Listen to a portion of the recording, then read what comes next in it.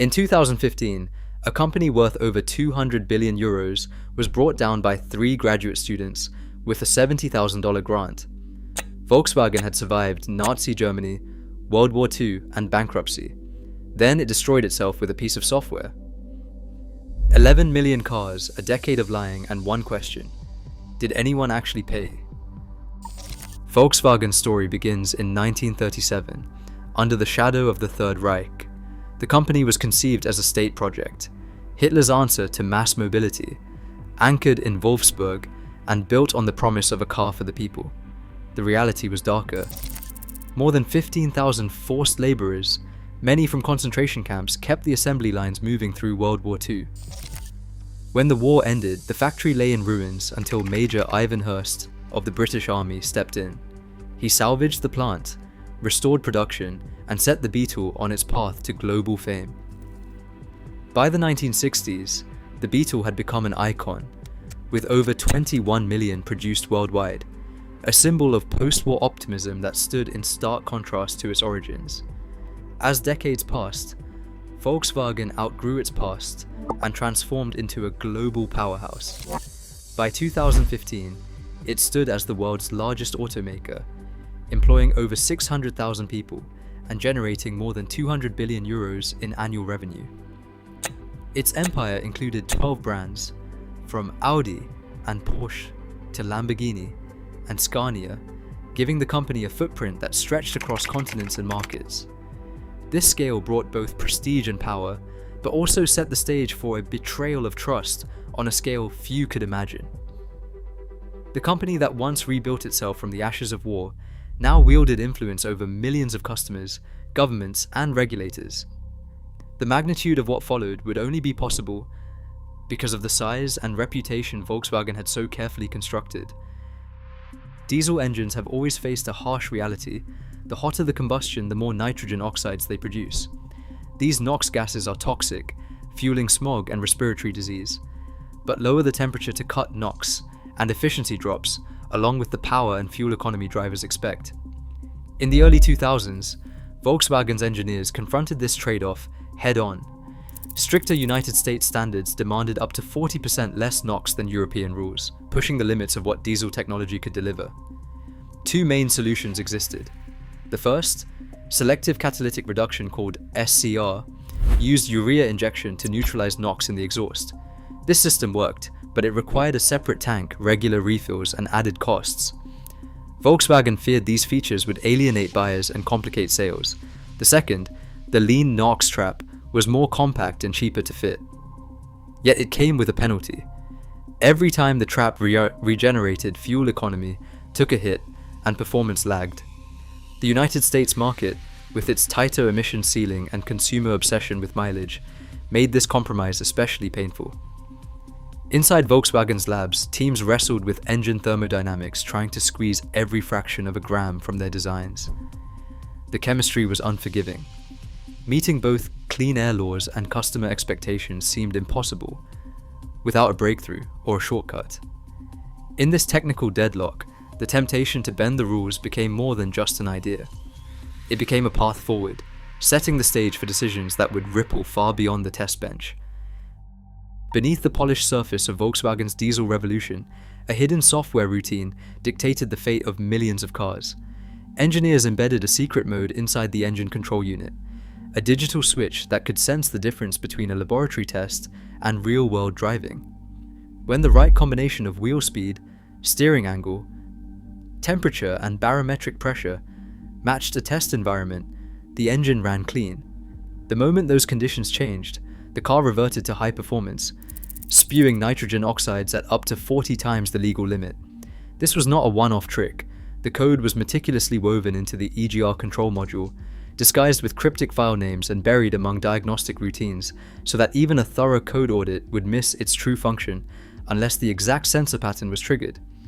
The affected models read like a catalogue of Volkswagen's global success: Golf, Jetta, Passat, Beetle, Audi A3, and more. From 2009 to 2015, nearly 11 million diesel vehicles shipped with this defeat device, each programmed to cheat emissions tests on command. The scale was breathtaking, and so was the payoff. As the software worked quietly behind the scenes, Volkswagen's marketing machine roared to life. Clean diesel became the slogan, splashed across Super Bowl ads, billboards, and dealership windows. The company promised America's clean diesel and boasted compliance in all 50 states, assuring buyers they could have power, fuel economy, and a clear conscience. Sales soared. In the United States, annual diesel registrations nearly doubled, climbing from around 79,000 in 2010 to 140,000 by 2015.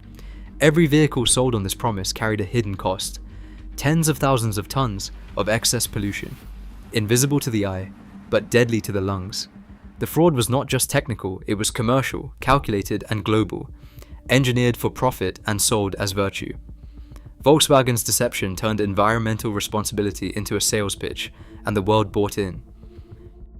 In 2014, a grant of just $70,000 set in motion a chain of events that would unravel Volkswagen's billion-euro deception. The International Council on Clean Transportation, frustrated by persistent rumors of diesel cheating, funded a small group at West Virginia University, Arvind Thiruvengadam, Hemant Kapana, and Mark Besh. Their assignment was simple. They were to measure real-world emissions from modern diesel cars using portable emissions measurement systems, called PEMS. They chose 2 Volkswagen diesels and, as a benchmark, a BMW that had no history of regulatory trouble. Over months of driving across California highways and mountain roads, the pattern became impossible to ignore. The BMW's numbers stayed within legal boundaries. The Volkswagens, on the other hand, spewed nitrogen oxides at levels up to 40 times the federal limit, but only outside the lab. In controlled tests, the same cars passed with flying colors. The researchers submitted their findings to the Environmental Protection Agency in May 2014. For more than a year, Volkswagen insisted the problem was a technical glitch, offering software updates and explanations that never matched the data. But the evidence was airtight. The Environmental Protection Agency, armed with the West Virginia University report and its own confirmatory tests, issued an official notice of violation on September 18, 2015. The notice spelled out the crime. Volkswagen had installed illegal defeat devices in nearly 500,000 cars sold in the United States.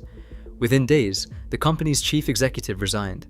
The fraud was no longer a trade secret buried in engine code. It was now a matter of federal law, with consequences that would reach far beyond the company's boardroom. Volkswagen's reckoning arrived not in handcuffs, but in ledgers and logistics. The company agreed to pay out $33.3 billion worldwide, with the United States settlement alone totaling over $25 billion. That figure covered federal fines, state penalties, and a sweeping buyback program. Nearly 294,000 diesel cars were bought back from American owners, each one tracked, towed, and stored. Rows of these vehicles filled 37 fenced lots across the country, in abandoned stadiums, in empty racetracks, even on the desert floor. They were silent evidence of a corporate crime measured in metal. The settlement didn't stop at restitution. Volkswagen was ordered to fund Electrify America, a $2 billion initiative to build electric vehicle charging infrastructure, an ironic legacy for a company that once sold diesel as the future. The sums were staggering, but for a corporation with global revenues exceeding $200 billion a year, the damage was survivable. The real costs for many would be measured elsewhere. The human cost of Volkswagen's deception cannot be measured in fines or buybacks. Epidemiologists at MIT estimate that excess nitrogen oxide from the company's US diesels will cause at least 60 premature deaths. In Europe, where diesel adoption is higher, the toll may reach 1,200 lives lost. These figures are not theoretical. They represent people with asthma, heart disease, and respiratory failure, their lives shortened by a company's calculated gamble. In courtrooms, the scale of the harm stood in stark contrast to the punishment. James Liang, the senior engineer who helped write the defeat device, pleaded guilty and served 40 months in a US prison. Oliver Schmidt, Volkswagen's liaison to American regulators, received 7 years after being arrested during a Florida vacation. In Germany, Audi CEO Rupert Stadler was convicted in 2023 and handed a suspended sentence. As of 2025, only a handful of mid-level managers have served actual jail time. Martin Winterkorn, Volkswagen's CEO during the scandal, remains free, his prosecution stalled by health claims and legal maneuvering. Elsewhere in the industry, Mercedes and Fiat Chrysler quietly settled similar emissions cases for billions, with no senior executives imprisoned. The ledger of justice is lopsided, thousands dead, billions paid, and the architects of the fraud largely shielded from real accountability. Today, millions still breathe the consequences of Volkswagen's engineered deceit. It was corporate greenwashing that traded clean air for profit. Executives who authorized the fraud rarely saw a courtroom. Until justice reaches the boardroom, the lesson is chillingly clear. Power can pollute, and in the right suit, crime still pays.